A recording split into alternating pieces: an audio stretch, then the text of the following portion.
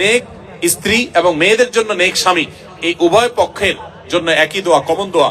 আপনারা দোয়াটা পড়তে পারেন নেক সন্তানের জন্য। আমি জীবন দোয়া চেয়েছেন, পরামর্শ চেয়েছেন, তাকে বলবো এই দোয়াগুলো আপনি বেশি বেশি পড়বেন। সূরা ফুরকানের 74 নম্বর আয়াত, এর বাইরে আরো 3টা দোয়া বলেছি। রব্বি হাবলি মিনাস সলিহিন, রব্বি লা তাযারনি ফারদা ওয়া আনতা খায়রুল ওয়ারিসিন, রব্বি হাবলি মিন লাদুনকা যুররিয়াতান তাইয়্যিবা ইন্নাকা সামিউদ দুআ। এই 4টি দোয়া নিয়মিত পড়বেন, ইনশাআল্লাহ সন্তানহীনতার কষ্ট দূর হবে।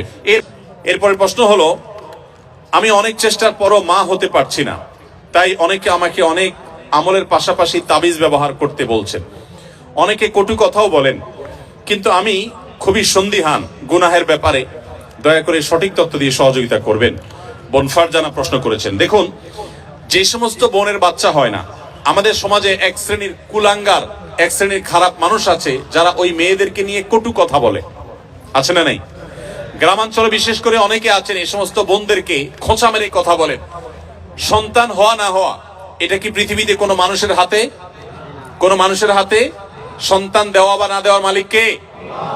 আল্লাহ তাআলা কোরআনে কারীমে পরিষ্কার ভাবে বলেছেন যে আল্লাহ রাব্বুল আলামিন ইয়াহাবু লিমান ইয়াশাউ ইনাসা ওয়া ইয়াহাবু লিমান ইয়াশাউ যুকুর আয়ুযাওয়িজুহুম যুকরান ওয়া ইনাসা। আল্লাহ তাআলা যাকে ইচ্ছা তাকে কন্যা দেন, তাকে যাকে ইচ্ছা তাকে ছেলে দেন। কাউকে আল্লাহ তাআলা দুইটাই দেন, কাউকে আল্লাহ কিছুই দেন না। এটা সম্পূর্ণ আল্লাহর ইখতিয়ার। অতএব এই কারণে যদি কোনো মেয়েকে বা কোনো ছেলেকে কেউ দোষারোপ করে, সে আল্লাহর কাছে কবিরা গুনাহে লিপ্ত আসামি।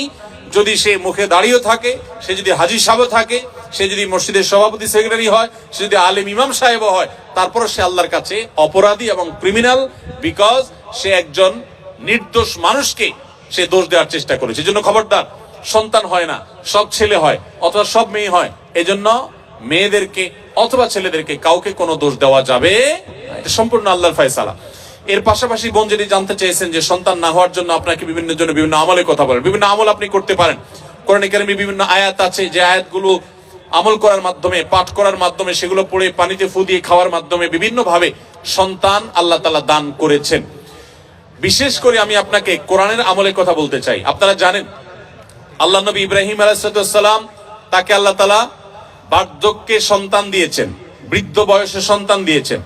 আল্লাহর আরেক নবী জাকারিয়া আলাইহিস সালামকে আল্লাহ তাআলা বৃদ্ধ বয়সে সন্তান দিয়েছেন, যে বয়সে সন্তানের আশাই তারা ছেড়ে দিয়েছিলেন, নিরাশ হয়ে গেছেন যে এই বয়সে সন্তান হবে না। ঠিক তখন আল্লাহ তাআলা অলৌকিকভাবে সন্তান দিয়েছেন। তারা আল্লাহর কাছে সন্তান চেয়ে দোয়া করেছেন। সেই দোয়াগুলো আপনিও করতে পারেন, স্বামী স্ত্রী উভয় নিয়মিত করতে পারেন। তার ভিতরে একটা দোয়া হলো রব্বি হাবলি মিনাস সলিহিন, আল্লাহ আপনি আমাকে নেক সন্তান দান করেন। এই দোয়া বেশি বেশি পাঠ করবেন। এমনকি যাদের সন্তান আছে, আবারও সন্তান হবে সে আশা রাখেন, আপনি আল্লাহর কাছে দোয়া করবেন রব্বি হাবলি মিনাস সলিহিন। আমার সাথে বলেন সবাই, রব্বি হাবলি মিনাস সলিহিন। এর অর্থ হলো, হে আল্লাহ আপনি আমাকে নেক সন্তান দান করেন। মনে রাখবেন, আপনার ছেলে মেয়ে, আপনার সন্তান সন্ততি যদি নেক হয়, আল্লাহ ভীরু হয়, তাদের মধ্যে যদি আল্লাহর ভয় থাকে, তাহলে সেক্ষেত্রে এই সন্তান আপনার জন্য সবচেয়ে বেশি উপভোগ্য হবে, আপনার দুনিয়ার জীবনকে জান্নাতে পরিণত করবে, আখিরাত তো আছেই। এই জন্য নেক সন্তান আল্লাহর কাছে সবসময় কামনা করবেন। সন্তান যদি অমানুষ হয়, এর চাইতে বড় দুর্ভাগ্যের আর কিছু হতে। আমি জাপানে গিয়েছি, সেখানে দেখেছি, এখানকার কালচারও আপনারা আমার চাইতে আরো ভালো জানেন। অনেকেই আছেন একটা কুকুর সাথে নিয়ে তাদের দিন যাপন করে, আছে না নাই? আপনাদের চোখের মধ্যে পড়ে কি পড়ে না? বৃদ্ধ বয়সে একজন মানুষ একটা কুকুরের বাচ্চা, কুকুরের একটা ছানাকে নিয়ে তার দিন রাত সে পার করে দেয়, তার সবকিছু সে শেষ করে দেয় শুধু একটা কুকুরের বাচ্চাকে সাথে নিয়ে। এই জিনিসটা কি আমাদের জন্য খুব কাঙ্ক্ষিত না অনাকাঙ্ক্ষিত বলেন তো? এটা কি কাঙ্ক্ষিত? এরা কেন এরকম করে? কারণ ওই যে সন্তান সন্ততি নাতিপুতি তাদেরকে হাতের কাছে পায় না। মানুষ আদর করতে পারলে কেউ তো আর পশু আদর করে থাকতো না ভাইরা আমার। এই জন্য আপনাদেরকে আমি বলতে চাই, নিজের সন্তানকে যদি ঈমান শিখান, তাওহীদ শিখান, মনে রাখবেন পৃথিবীতে ঈমানদার কোন সন্তান তার বাবা মাকে বার্ধক্যে রেখে দূরে চিরকালের জন্য সম্পর্ক ছিন্ন করে চলে যেতে পারে। আপনারা দেখেছেন, অনেকেই গত কদিন আগে নিউজ হয়েছে আমাদের দেশে, মূলধারা মিডিয়াগুলোতে উঠে এসেছে যে জাপানে অল্প সময়ের ব্যবধানে হাজার হাজার মানুষ পাওয়া গেছে যারা বাসায় মরে পচে, অনেকে আছেন যে কয়েক মাস পর জানা গেছে যে লোকটা মারা গেছেন, তারপর পুলিশ গিয়ে দরজা ভেঙে তাদেরকে লাশ উদ্ধার করেছেন। কারণ তারা একাকী থাকতেন, কেউ সাথে থাকতো না। এর চাইতে বড় বেদনার, এর চাইতে বড় যন্ত্রণার, এর চাইতে বড় কষ্টের আর কি হতে পারে যে বার্ধক্যে এসে তারা কোনো মানুষ পাবে না। আপনি যদি চান যে আপনার সন্তান সন্ততি মৃত্যুর আগ পর্যন্ত আপনার পাশে থাকবে, আপনাকে আগলে রাখবে, আপনাকে স্নেহ মমতা দিবে, ভালোবাসা দিবে, তাহলে মনে রাখবেন একমাত্র পথ তাদেরকে মুসলমান বানানো, আল্লাহ ভীরু বানানো। আপনি যদি তাদেরকে বিজ্ঞানী বানান, সায়েন্টিস্ট বানান, আপনি তাদেরকে শিক্ষিত বানান, বড় ব্যবসায়ী বানান, বড় পদাধিকারী বানান, কিন্তু ঈমান শিখান নাই, তাওহীদ শিখান নাই, তাকওয়া শিখান নাই, ইসলাম শিখান নাই, আমি শপথ করে বলতে পারি আপনার এই সন্তান আপনার বিপদের কারণ হওয়ার সমূহ সম্ভাবনা আছে। এজন্য সন্তান নেক হোক আমরা সবাই চাই কি চাই না বলেন? তাহলে দোয়া করতে হবে।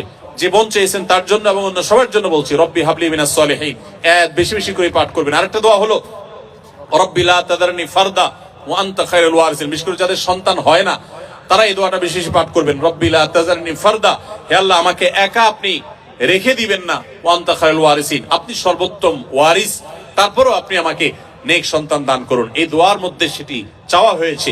অতএব রব্বি লা তাযারনি ফারদা ওয়া আনতা খায়রুল ওয়ারিসিন, এই দোয়া পাঠ করবেন ইনশাআল্লাহ তাআলা।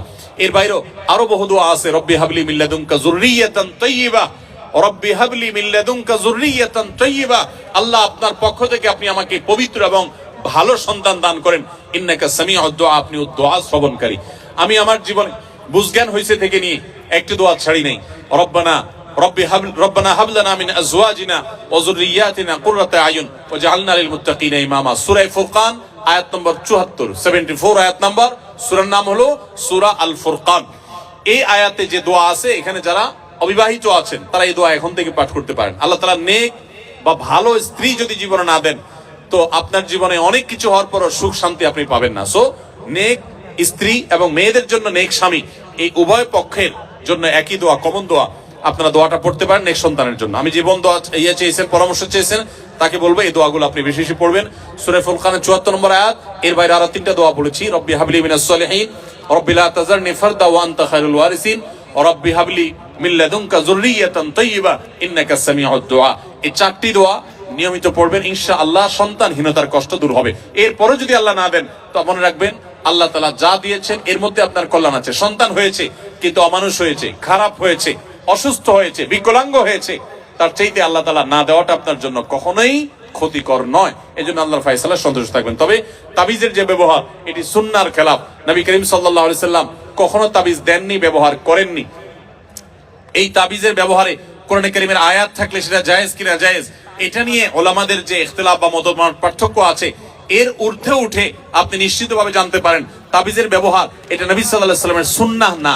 বিধায় কোরআন এবং সুন্নাহ বর্ণিত দোয়া, আয়াত এগুলো পড়ে পড়ে ফু দিবেন এবং আমল করবেন ইনশাআল্লাহ তাআলা।